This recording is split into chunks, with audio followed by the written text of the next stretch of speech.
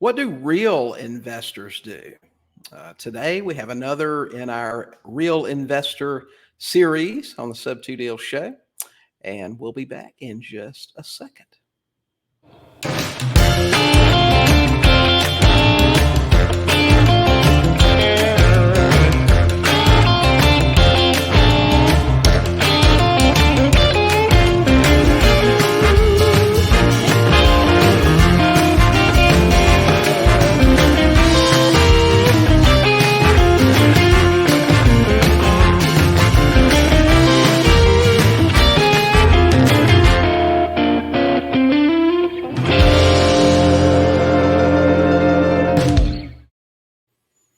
Hey, deed grabbers, welcome to this episode of the Sub2Deals show where we talk about all things subject to. Occasionally, we will talk about other real estate investing topics, but it's always something to help you with your real estate investing business.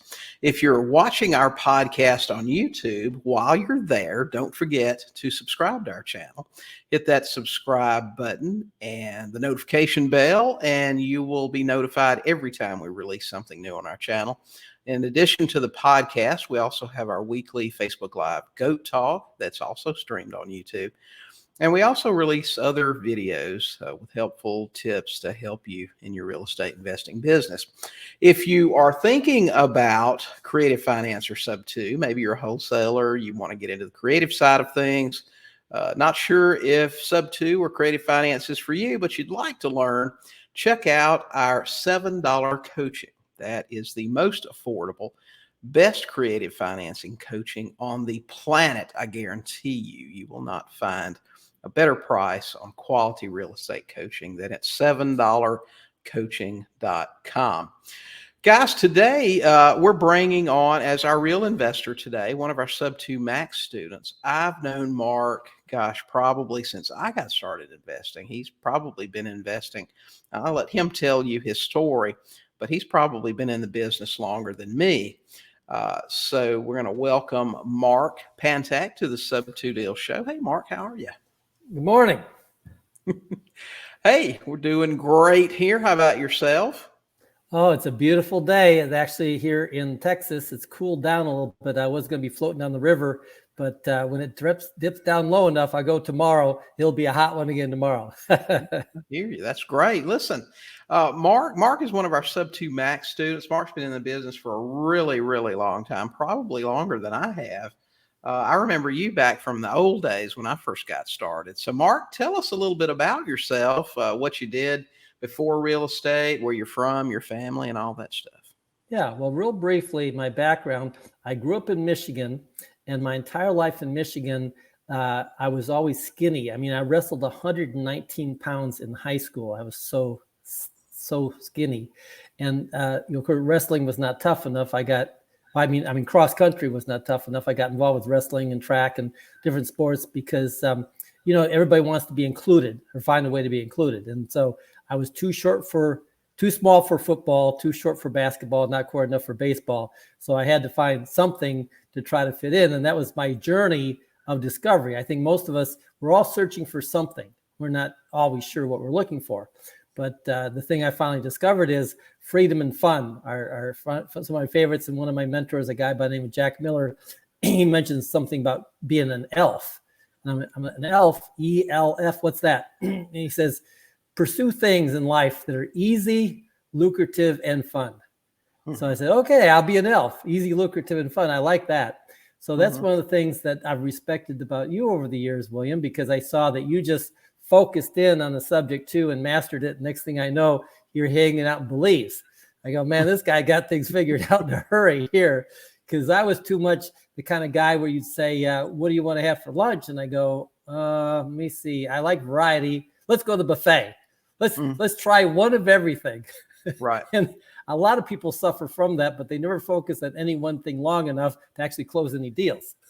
They become what I started out as, a seminar junkie, which I'll talk about in a moment. So, because I was small and because I had this uncanny ability with my books under my arm to attract bullies, I'd learned to run for survival purposes. And then I also learned that, your physical only takes you so far. You got to start using this.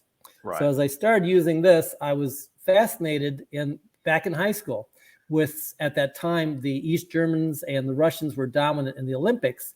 And I said, now, how are they doing that? What are they doing differently? So mindset is where this comes in. It started back even in high school. And I started reading books, and I learned about a guy named Emil Coué that came up with Every Day and Every Way I'm Getting Better and Better, and was the foundation of a thing called autogenics and mental conditioning. And so I learned in sports early on, there's a relationship between mind and body.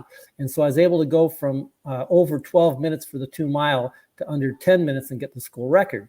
And probably as much as 90% of that was here, not my body. My body had not changed that much. Now I did the training, the discipline, I did everything required, the activity, and this applies very much to real estate.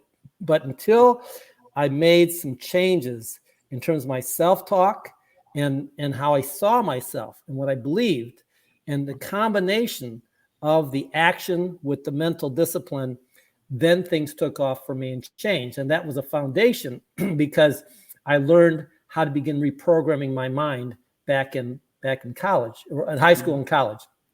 So then when I got out, interestingly enough, because I had a childhood where, and I'm sharing some of this so people can relate, because some people have had difficult challenges in life. So my father, he lost his father when he was 7 years old. So he didn't have that. He went to World War II. So he had a rough, both my mother and father had a rough upbringing and depression. And so there's this depression area thinking. So my dad orientation, which again, I mean, I say to anybody, look at your childhood, look at your family programming and conditioning, because that's a lot of where you are today based on beliefs you have that you've never even examined. So that's what I had to do, because there's so much poverty and struggle and things like that in my family conditioning related to the Great Depression. So we grew up in a mobile home, and I remember my dad saving and sacrificing so we could pay cash. It had to be cash, couldn't borrow any money, and paid cash for a lot in a place. And then we had to do the work, had to work hard, and we got somebody to dig out a hole, and we got just enough to where we can buy supplies and store them in the basement. And this was a several-year process. So all of my background was struggle, effort, long time, all that kind of stuff. And I've had to spend years overcoming that. And I meet other people too. I say, you're a smart person, you're a capable person, you got all this going on. You just need to change this. This is the only thing in the way. It's not a lack of money, not a lack of opportunity, not a lack of anything, but the lack in your own thinking. And so as a result of that, I worked my way through school. I went to community college and then Central Michigan University, the party school. And but I got a degree in finance and finally got out. And I first thing I did, I graduated on a Saturday, left on Sunday, was in Dallas, Texas on Monday, because my whole life, my dream was get the heck out of this cold, the cold and the snow and the ice. So I've lived in Texas longer than any place else as a result of that. But I came to Dallas specifically to make my fortune in real estate. And again, I didn't know anything. I actually stuttered through much of my life. And even when I got out, I still had some issues in my communication. So when I'd interview for jobs in finance, nobody would ask me back a second interview. So I ended up with all my issues, a lot of self-confidence issues. I got a job as a security guard, working from 11 o'clock at night to 7 o'clock in the morning just to survive. But the difference was I was reading a book a week. So in my mind, the way I worked it out is that, well, I'll get paid to continue to learn. And of course, I learned more since I've been out of college with a college degree than ever I did in college. And that's so important too. So many people, they stop learning. And so what ended up happening for me is somebody told me I should read this book by a guy named Zig Ziglar. I said, Zig Ziglar, what kind of name is that? So I got his book, See You at the Top, and every book he had on sales and goal setting in it. And this was the start, really, of my journey once I was out of college working as a security guard for, hold on for it, $3.25 an hour minimum wage is my humble beginnings as a college graduate, right? So that's the kind of the number of issues I had. But I would work 11 o'clock at night to 7 o'clock in the morning so I could avoid people being such an introvert. So if you're an introvert, if you're shy, if you've been beat up, if I don't care if you have no money, if you're from Bangladesh, I don't care what your excuse is. Here, there's only one issue. That's the only issue. And so basically, I started reading books and working on me. And as one of my mentors, Jim Rohn, says, work harder on yourself than you do on your job. And so I proceeded to do that, and I was slow. So basically, I was there for I was going to be there for 3 months. I was there for 3 years working as a security guard. But I started writing down that I was a vice president of a financial planning firm, that I had a BMW. I'd actually heard Mark Victor Hansen, who wrote Chicken Soup for the Soul, and he spoke someplace, and he said, you need too many goals, 100 or more outrageous goals. I'm like, what? How am I going to do that? But I followed instructions. That's the key, be coachable. When somebody who has what you don't have suggests you do something, you might actually implement and do it. And so I did, and I wrote 100 outrageous goals. And within less than a year, I'd accomplished like 90% of them. And some of these goals were things like I'd watched National Geographic, and I thought it was so cool that they had these natives in Fiji or some exotic place, and they take the scientists by the hand and walk them across hot coals. And they did fire walking without burning their feet. And I said, I don't know how I'm ever going to do that. It's going to take 10 years and go to Fiji, but what the heck? He said, write down outrageous goals. I'll follow instructions. So I wrote down that I was a vice president of a financial planning firm, that I doubled my income, that I was driving a BMW. I had 100 goals, but some were like fire walking, even crazy stuff like that. So within less than 10 months, I accomplished virtually every goal. And I was now speaking on financial planning for this financial services company. And Tony Robbins came to Dallas, Texas for the very first time, offering a firewalk for $99. And I did the firewalk, and I just blew my mind that, wow. And I wrote down things like ballooning and sailing. And so that's the thing. I tell people all the time, let's start with what's your why and what do you want? And so many people go their entire life and they never even think about that. So that's the thing I learned. And matter of fact, Zig Ziglar, when I was a security guard, I was reading the book, and then somebody said he had cassette tapes back in the day, right? So I went to the library because that was my budget, free. And I went to the library, I got the cassette tapes, and in listening to these cassette tapes, I thought this guy's a better speaker than he is a writer. And it said at the very end, one recorded live in Dallas, Texas. And I was in Dallas, Texas. I thought, well, maybe I could go see this guy for live. So I did, and I'm there shaking Zig Ziglar's hand, and he mentioned something about he was speaking at his church, First Baptist downtown. So I show up there, front row, and they mentioned he had a Christian fellowship at his home, and I'm there. I'm in like in 3 months, I go from not knowing who he is to I'm in Zig Ziglar's multi-million-dollar home in the Polo Club, in North. I'd never met a millionaire before. I've never seen a home like this before. All these experiences just expanded my mind about what was possible, because where I grew up in Michigan, I started in a single wide trailer. That's my humble beginning. And so basically you have to expose yourself to ideas and to people and to circumstances outside your comfort zone all the time. So that's what I proceeded to do. And I learned about these things called real estate investor associations. So first thing I did when I came to Dallas is I joined one. And I remember meeting this guy, and he was a multimillionaire, but he looked like me. I'm thinking, how is that possible? He looked like a regular guy, and he bought like 30 houses in the Dallas-Fort Worth area, and he started with one. And see, people complicate things in their head with all this grandeur, and it's like, well, can you just buy one and hold on? And I wish somebody would have just grabbed me and shake me back when I was first came. He said, where do you like in Texas the most? Well, everybody loves Austin. Well, just go to Austin, get any job, buy one house, and hold on. And the next year, do it again. And just do that for the next 30 years. You'll work out. Yeah, now, that's right. If I could have found someone to give me that simple advice, buy one house and hang on, I would probably we'd be on my yacht or island or whatever right now. But I didn't quite do that. What I did instead is at the local real estate investment club, I was struggling. I mean, I was going to every meeting, and every month there was a different speaker on a different topic. And the greatest was, how'd you like to make $10,000 a month of investing in apartments? All you got to do is buy my guru course. Back then, a cheap guru course was $1,000. $997. Right. So you'd buy that course, and they'd left out the part about the $250,000 down. Where am I going to get that? And there's a few details these gurus from the stage would leave out. And every month there'd be a different guru and a different course and a different program. And that's where I got my early start in being the gourmet of the buffet.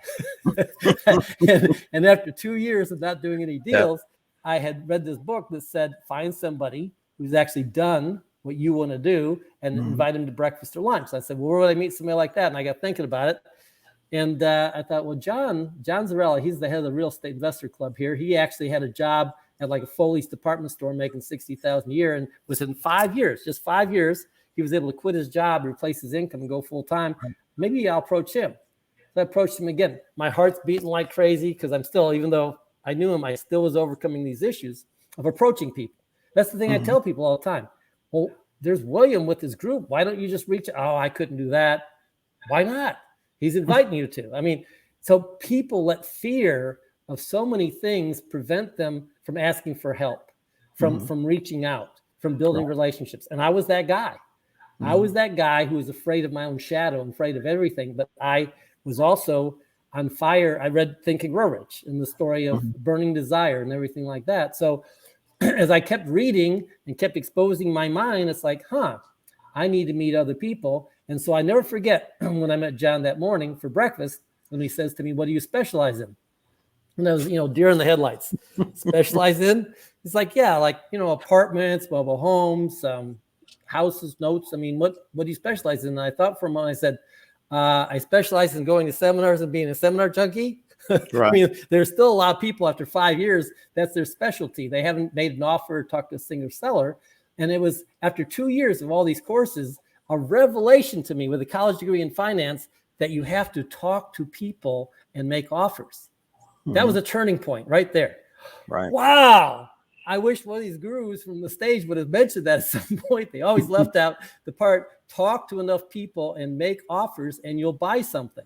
And so ever since then, it's like, the goal is at the very least once a week, find somebody that's got a situation worth making an offer. And there's this other guy I actually took a training with, Bill Cook. We went out door to door in South Austin knocking, just door to door knocking. And every single person we talked to, we had a piece of paper, just took out and wrote an offer and handed them a written offer on a piece of paper. Nothing fancy. Right. But he said he did that in his small town in North Georgia. And he ended up having people come back and say, you still want to honor that piece of paper you gave me a year ago?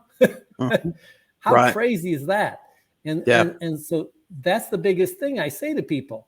Man, William, I remember when you first started out and you had not quite guru, you never had guru pricing, but I think you were charging $5,000 or $10,000 or something like that. And for what you're offering today, $7 a month. I mean, how is it like people are not standing in line? I mean, it's incredible. I tell people all the time, you need to sign up for William Tingle's program.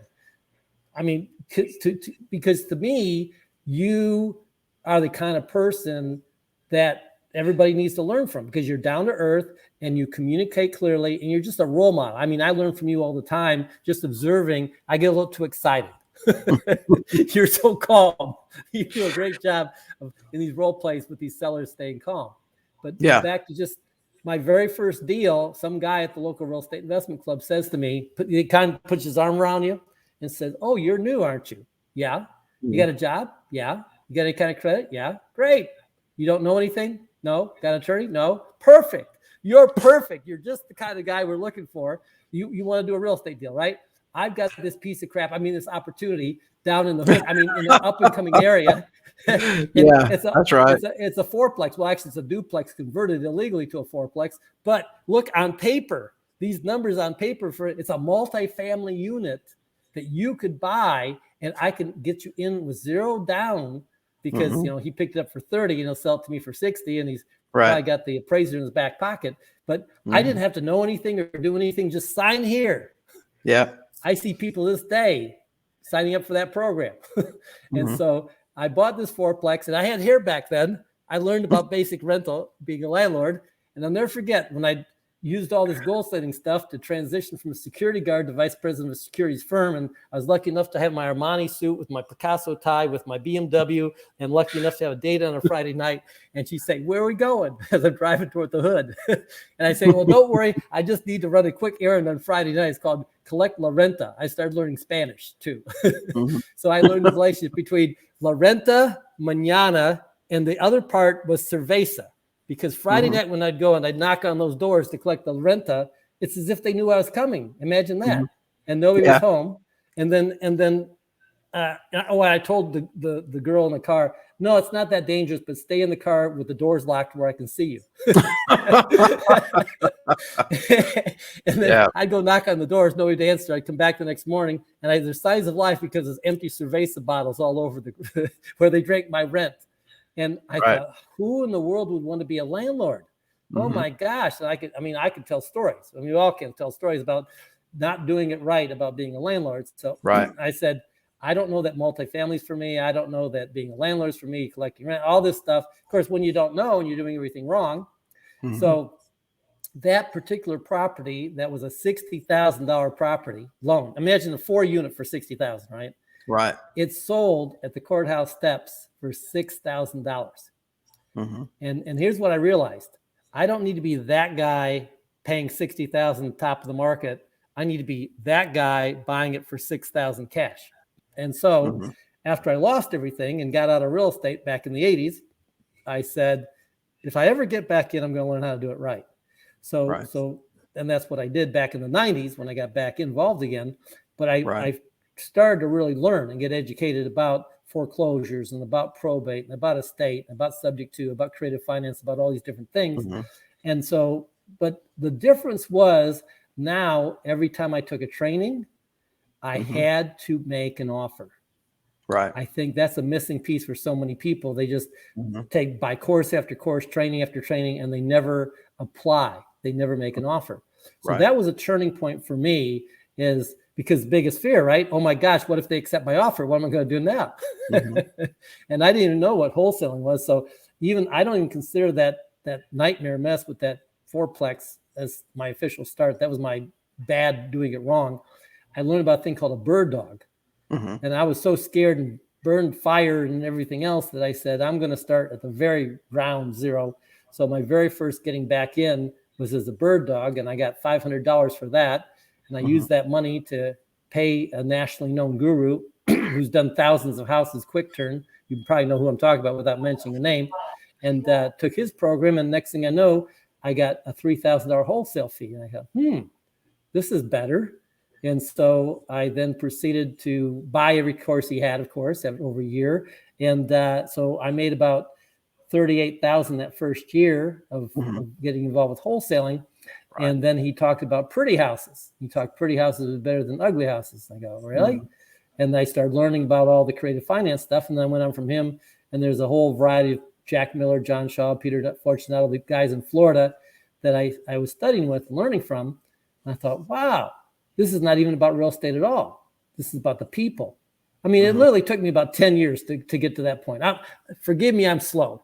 But for those of you out there slow, there's hope.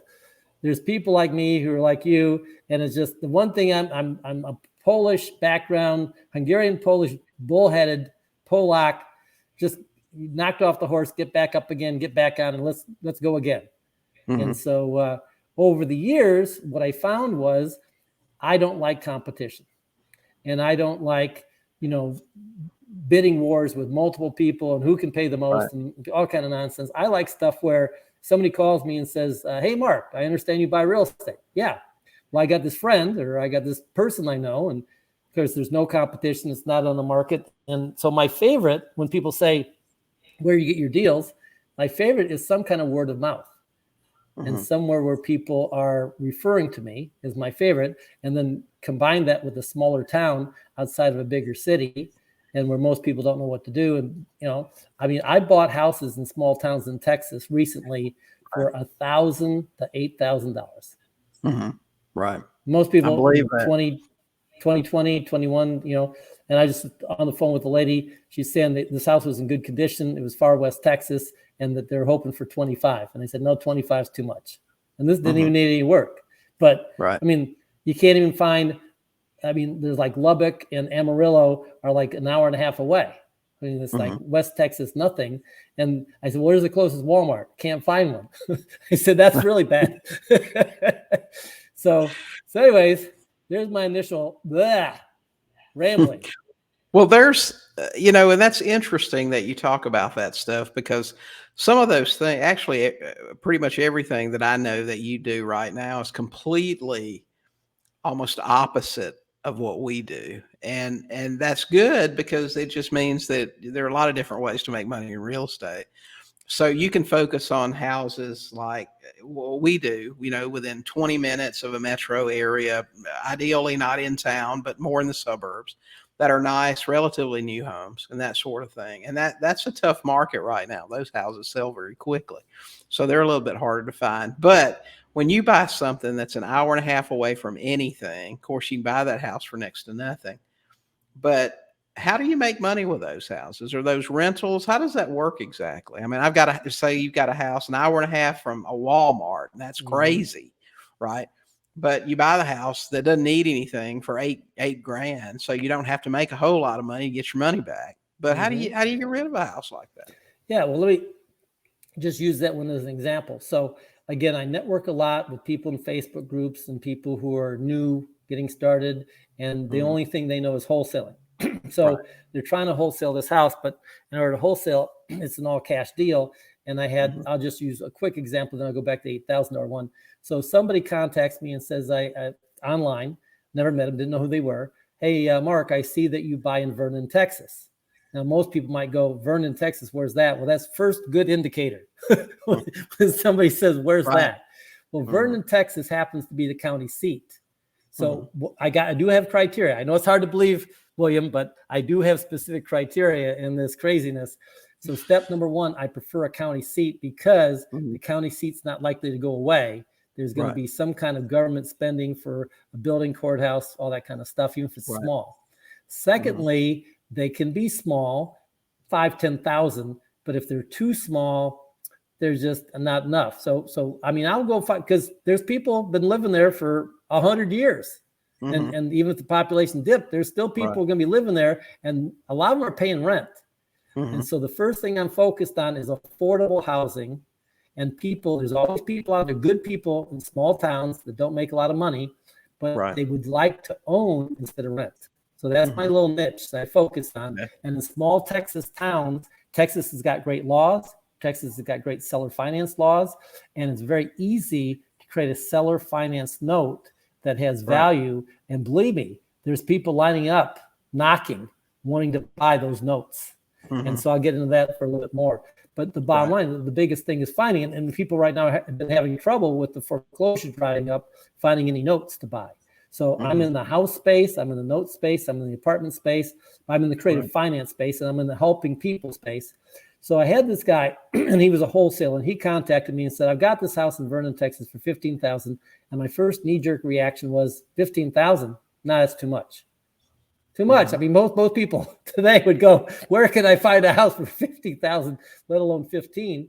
Because I asked him a few basic questions about the condition. And again, the bones were good, but I knew it was going to need $15,000, $20,000 worth of work just from my years of experience.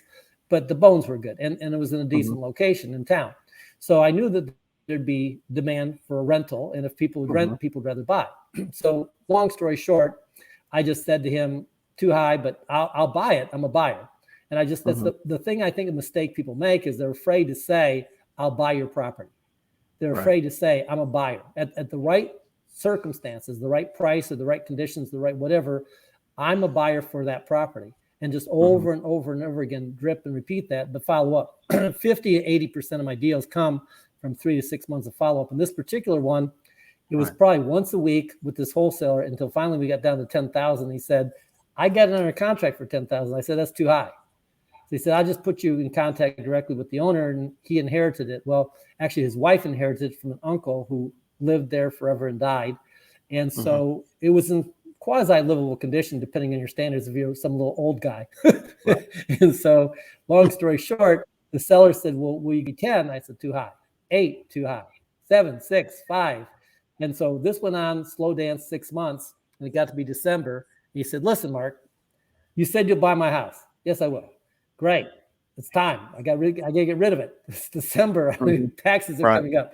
What will you give me for my house? I made him 2 offers. Offer number 1, $3,000 on my terms of, I'll give you $10. We'll close it. I'll pay the closing costs, and you'll seller finance. There'll be no payments for 6 months because it's sitting there vacant anyways. I'll take care of taxes. I'll take care of insurance, but I don't make you any payments until approximately 6 months where I get somebody either renting it or buying it or making me a payment. When they make me a payment, I'll make you a payment. And the payment to him would be $150 a month for 20 months, which works out to $3,000, 0% interest. People say, you get 0% interest? I said, all the time. And I, okay. And then he said, what's your second offer? I said, 1,000 cash now. He said, I'll take the 1,000 cash now. So, the number one thing I tell people, make an offer, but make an offer that, if somebody actually was crazy enough to accept that offer, you could call Mark and Mark will buy that property from you. Right. Right. In the middle of Texas somewhere. Yeah. That's the funny thing is making an offer. So many people are afraid to just make one. And I said, oh, listen, you know how to avoid your fear of making an offer? Make an offer that's so ridiculous.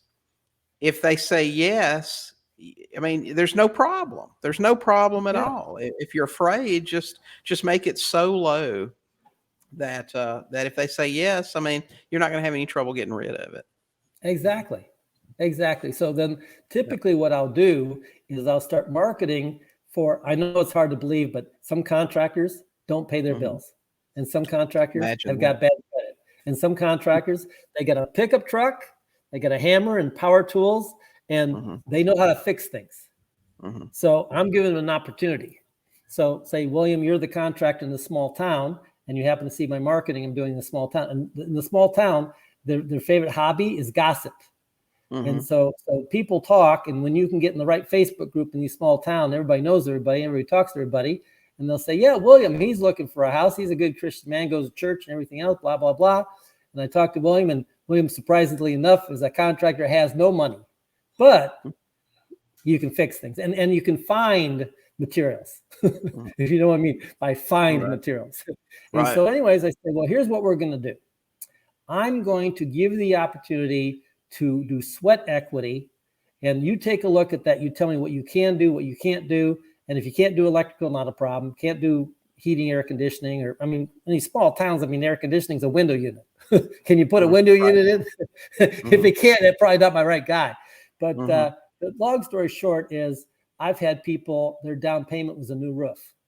And you put a new roof on my house, and I mean, you're renting it, and I give you credit. That's your deposit. Right. So I work everything out in writing, protect all parties, and I say, here's the deal. So William, the contractor now. So William, what can you put this roof on for? And again, the small town contractor who's like the subcontractor, not the general contractor. Right. And he works for the general contractor. He says, well, just labor, I can do it for $3,000. I said, done. I'll buy the materials. You put the roof on. So I'm ahead already. Right. If he does nothing. And then I say, okay, well, you'll need, what are you paying rent right now? Well, I'm paying $300 a month. Well, I don't know. That's a little low. Can you do $350?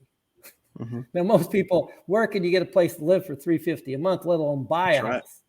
Yeah. I said, well, I'll tell you what, I'll be fair with you. I'll work with you.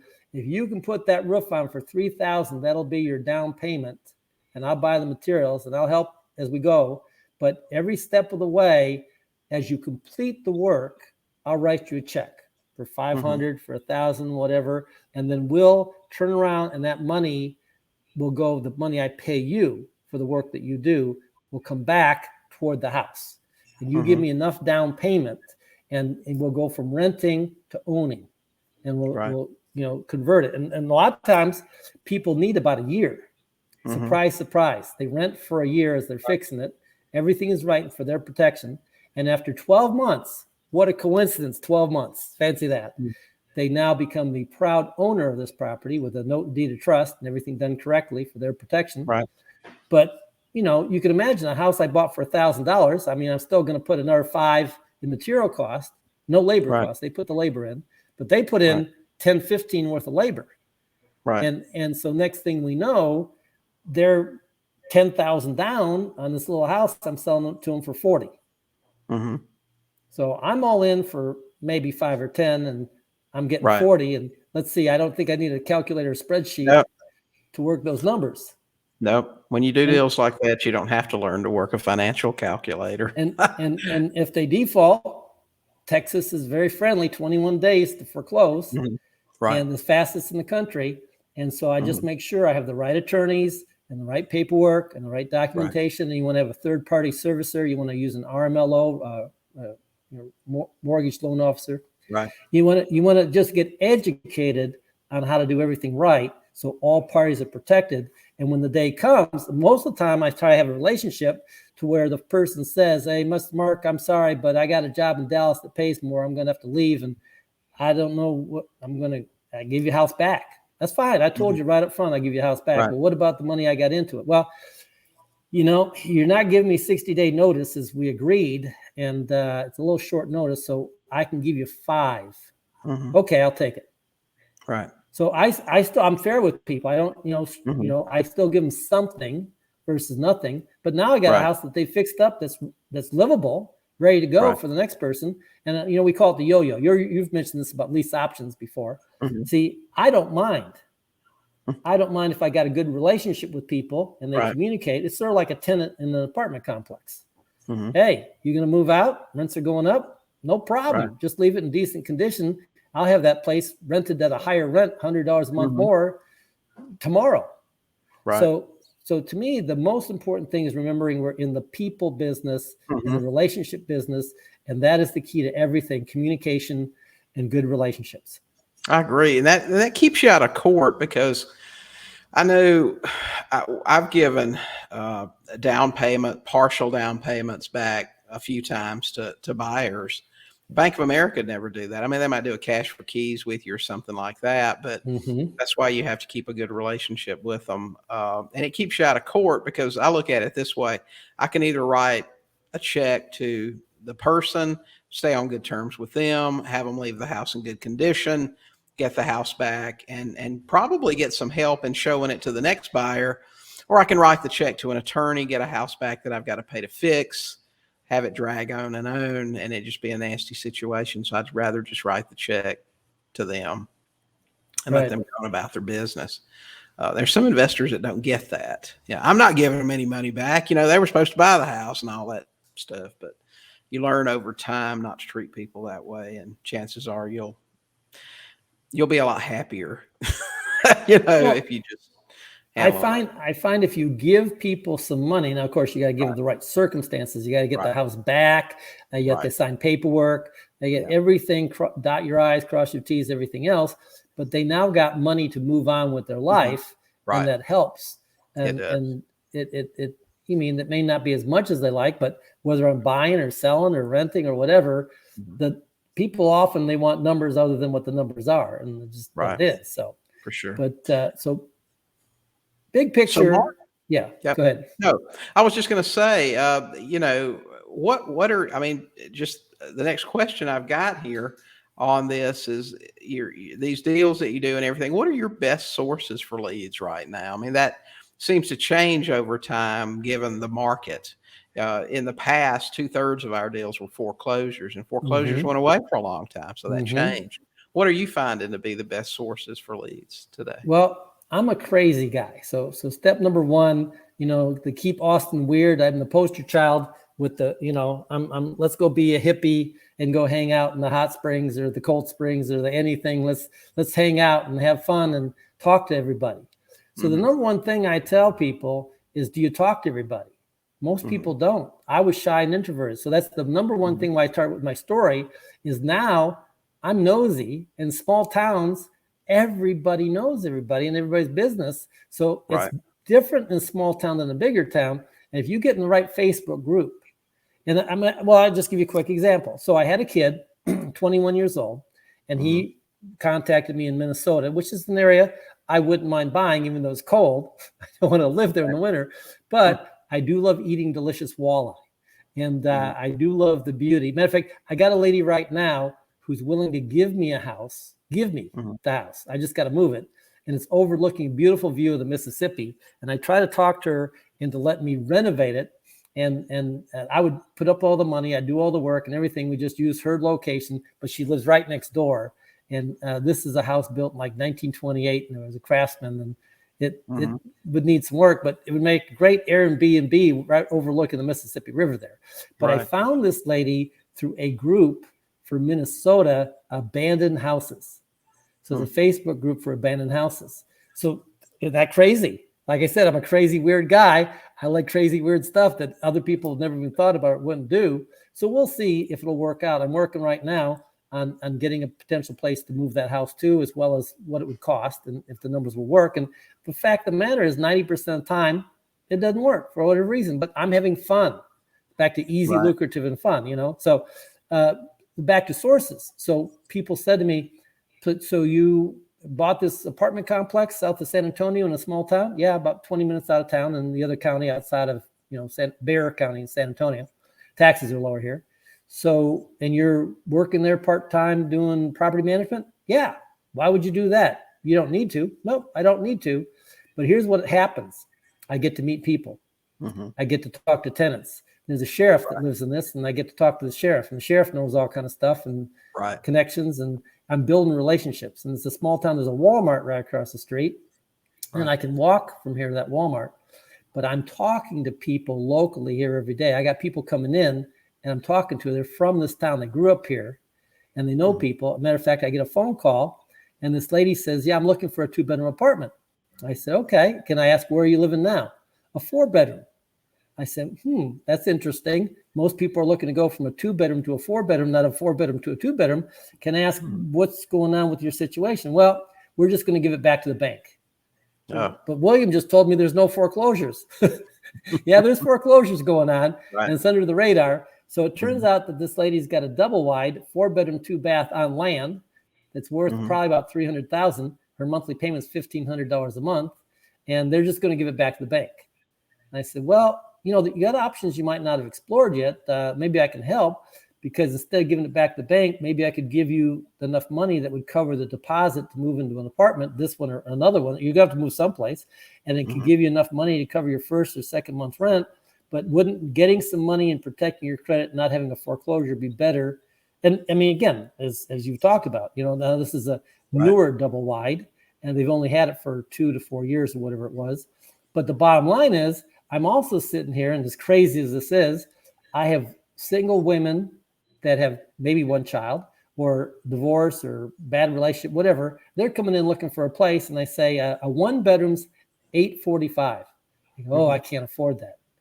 Well, I might happen to have this double wide that's shared with other women. That's a 4-bedroom, 2-bath. You'd share a bathroom, but that'd be $500 a month. Really? How can I learn more about that? I'm just crazy like a fox some days. Right. And so I'm focused on where are the unserved niches in terms of affordable housing. And again, I'm not looking at a long-term tenant. I'm looking at somebody that the goal is they're going to be there short-term and then get on to another circumstance. Maybe they're going to get another relationship, boyfriend, job, better job, go to school, whatever the circumstances are. But if you fill up a 4-unit with, people paying $500-$600 a month each, and sort of like an Airbnb, short-term rental, and somebody doesn't behave or they get an argument with somebody else, it's like, sorry, here's your notice, you're out, boom, like a hotel. And so I've got these little cash flow niches that I'm serving. And then there's a guy up in North Alabama, and I went and saw his operation. He just bought 5 acres. I said, what do you pay for this 5 acres? About 50, 60,000? He said, well, that's what they're asking. But it's all overgrown, and I got it for 17,000 cash. Right. 17,000 for 5 acres. Well, I had to clear it with a bulldozer, blah, blah, blah. And then I looked at it and said, are those mobile homes out there? No. He laughed. He said, those are storage buildings. Storage buildings, yeah, they're a heck of a lot cheaper than a mobile home. Now, they're just the shell, but they look brand new. Metal roofs, it's nice siding, windows, everything. And I go look inside. This is like a beautiful home with nice kitchen, everything else. I said, so I'm working on studying what he's doing and do some of that. And so I got my little crazy niches. I call it my riches and crazy niches. I probably ought to create a new book like that. Yeah, you should. Yeah, for sure. I know there are 1,000 little, and that's what we were talking about earlier about real estate. What you do is completely different from what I do, but that's okay. It all works. Any time you're dealing with, especially now with affordable housing, God, we moved from Colorado Springs where the average appreciation for the last 4 years has been 27% every year. So what's an affordable house there? The median priced home there is $500,000. That's crazy. That's Well, crazy. they're asking $300,000 for a simple mobile home. Now, it might be a double wide, but a double wide mobile home on about 2 or 3 acres, $300,000. I mean, that sounds crazy. That is So, that is crazy. I and this can't believe that. and this is not even in San Antonio. This is out in the country within 30, 45 minutes drive of San Antonio. But everything's gone up. And so, I mean, of the top 10 cities, San Antonio, Austin fell down because of affordability. Austin fell down. I could be from San Antonio to Austin, an hour and 15 minutes at 1 o'clock in the morning. I emphasize that because everybody's sleeping now. If it's 1 o'clock in the afternoon, it might take 2 or 3 hours instead of an hour. But San Antonio is close. But the median price right now in Austin has gone up over 500,000, approaching 6. And San Antonio broke 300. So San Antonio is half the price of Austin and only an hour away. Yeah. So that's one reason I'm focusing on the San Antonio market. Right. So what, and I ask everybody I talk to these days this question: what do you think about, of course, you were around 2007, 8, 9, you know what happened. Everything's different now. It's a little bit different, but it's the same in a lot of ways. What do you think is going to happen here in the next year or 2 years? I mean, well, you and I both understand market cycles and the basics of this. Right. It's never, every market cycle, they're never the same. It's always some kind of nuance and tweaks. But back when they were saying, who could have known? Well, you and I both knew in 2006 and 2007 what's coming. We didn't know exactly what or when or how. But when I started having lenders calling me with liar loans, saying, "Oh, don't worry, you can just put down 250,000 even if you don't make it. You can put down anything you want." These stated income liar loans, and I'm being solicited to do illegal things, and the lender has no consequences. The person who signs, especially if they're young and stupid, don't know any better. I got a call back right after the 2008 that said, "Hey, there's this kid. He's like 21 years old. He bought $1 million house." And he bought a $500,000 condo, and he had a guru mentor who's living for free in the $1 million house. And but the kid signed these loans. He works as an assistant manager of the Jason's Deli. Yeah, he easily qualifies for $1 million house and a $500,000 condo. I mean, when you see that kind of crap going on, I mean, the end is near. And so the big picture, there's so much speculation going on. That's one of the things I watch for. But still, here's what I know. People are going to need a place to live. And one of the places these people that can't afford a house or lose a house are going to move into apartments. Right. So I'm bullish on the right kind of apartments, but most apartments are overpriced. But I think apartments are good. I think houses are good. I think even notes are good. Most people say, why would you buy notes when you get inflation like this? It's like, well, it depends. If it's a 30-year note, the answer is no. But it's a 5-year note, no problem. So always it depends. But you and I both know that the mysterious conspiracy parties that be are controlling things behind the scenes in terms of what they want to do. And so interest rates are going to go up. But the other thing that people don't think about is the good old government has got trillions and trillions of debt, and they can't afford to have interest rates go up too high for too long. So it's sort of a catch-22 here that, yes, interest rates are going to go up, but then at some point they're going to stabilize. They're going to have to come back down a little bit. So it's just going to be enough to stop the runaway train. We got like a runaway train going on right now. And so I'm excited. When we're talking recession, we're talking high interest rates, we're talking, like, for example, builders. Oh, I just love builders, because builders always wait until the top of the market, and then they all come in at the same time. And like Nashville, Texas is one. Nashville, Texas, combined Texas and Nashville. So I got somebody I just started working with in the Clarksville, Nashville area, and so the builders have pulled more building permits than ever in history, a new record for the Nashville market. And I think one of the numbers I saw was in the neighborhood of over 30,000 new building permits. However, the population moving in of people moving there, even though a lot of people are moving to Nashville from like Chicago and places, the people moving in is somewhere between 10 and 15,000. So let me see. If you got more houses being built than people moving there, and you got houses prices already high, and you got these builders that they're in the inventory. They're not landlords. They don't rent properties. They just know one thing: find somebody who's credit worthy, who can get a new loan and take this inventory off my hands. Well, at some point, that builder has unsold inventory and the meter's running, and the builder doesn't want the property. The banker doesn't want the property, but me with my vulture hedge fund, I'll take it off your hands. That brand new $300,000 house, I'll pay you $1.5 million. We got the cash here, no problem. So the bank doesn't have to take it back, and the builder doesn't have to deal with it. And then we'll do a rent to own. We'll do a friendly seller finance. You can start out renting these properties with the goal to own them somewhere in a few years down the line. So I see everything as opportunity for the people who are savvy, got experience. And I'm already recruiting and hiring people, especially attractive young female who can call on male bankers and the male dominated building industry and say, hey, let's have a relationship for when the party starts. So I'm laying the groundwork for what's coming. Right. So if you could give a new investor, somebody that's just getting interested in it, hasn't bought a house, but if you could give that new investor any advice and they wanting to get started and where to start, what would that be? Well, I tell everybody, get yourself some real education. And part of the real education is networking. So yeah, join some of these Facebook groups, but pay attention to the talkers and the walkers and the doers. Notice who's actually doing anything versus just talking about doing things. And then notice that the people who are having success, they may have some kind of person teaching them or educating them. So a lot of new people, I say, man, there's this guy, William Tingle. He's even my mentor. And I mean, I got experience, but he's got this niche down of the subject to deal, and there's going to be a huge opportunity in that niche. And he's got this program. It's crazy. It's $7 a month. The number one thing I tell people is you should sign up for William Tingle's. At the very least, go to his free Facebook group, and then when you're ready, sign up for a $7 program. And I'm in his group coaching thing, which is a bargain. And it's like you've got for value for I mean, it's unbelievable how much value you provide for so little money. And I tell people this like almost daily. I tell people they need to sign up. They need to go to your free group. They need to sign up. And then they say, well, but William will partner with you. And if not him, me. So I say, don't worry about it.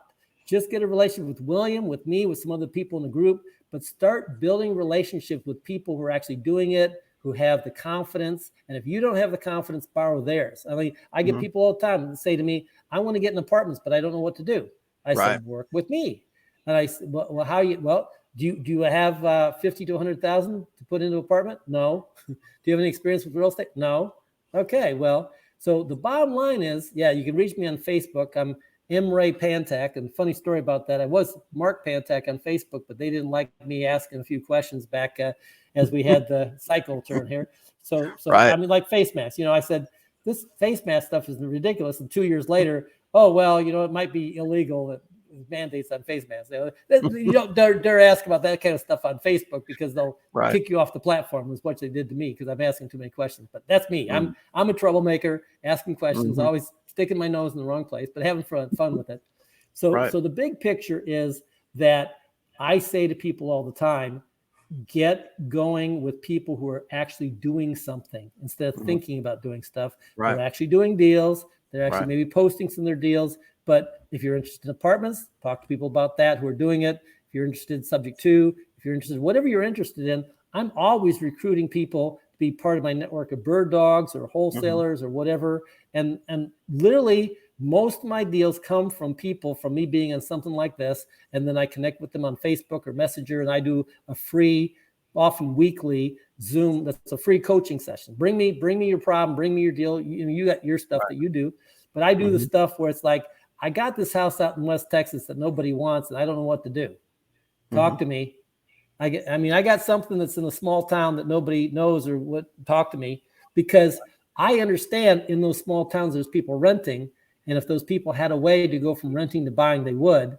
And if I can structure everything the right way and follow the laws, I can make a win-win for all parties. And the person that brings me the lead, they can make a little money, they can learn something, they don't have to put up any money, they don't have to do any rehab. Just bring it to me and I will take it from there, and I'll include them in the whole process of learning. So that's what I focus on, is networking, to have people who find leads and don't know what to do and bring them to me. And often they're trying to wholesale it and it doesn't work for wholesaling. And some of these turn out to be a subject to deal, even in a small town. Right.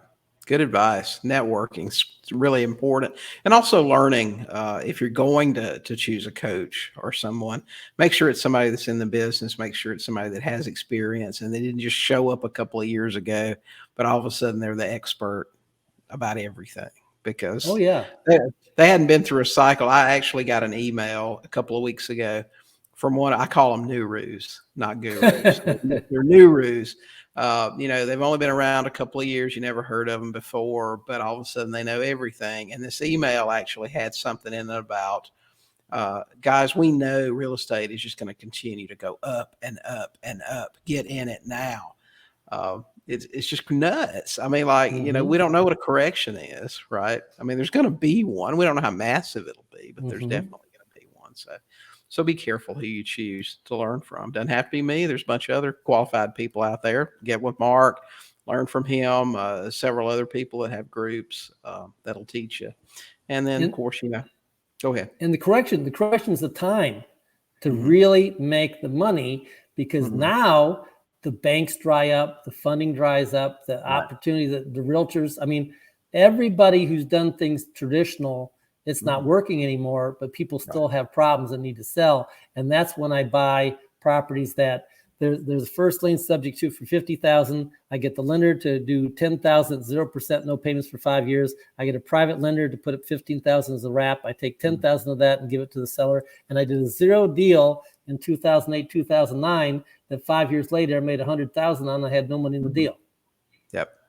That's right. That's why creative financing is so important. I mean, if you're dependent on banks, bank loans, things like that, you're going to be hurting when the correction happens, because that money goes away like that. I'm telling you, I know. Exactly. I've used it. You can get all these investor loans and they'll finance it for you for 3 years and nothing down and all that stuff. It's just going to go away. So you need to learn how to do the creative stuff. Hey, Mark, man, we really appreciate you taking some time. Thank you so much. And giving up the float on the river.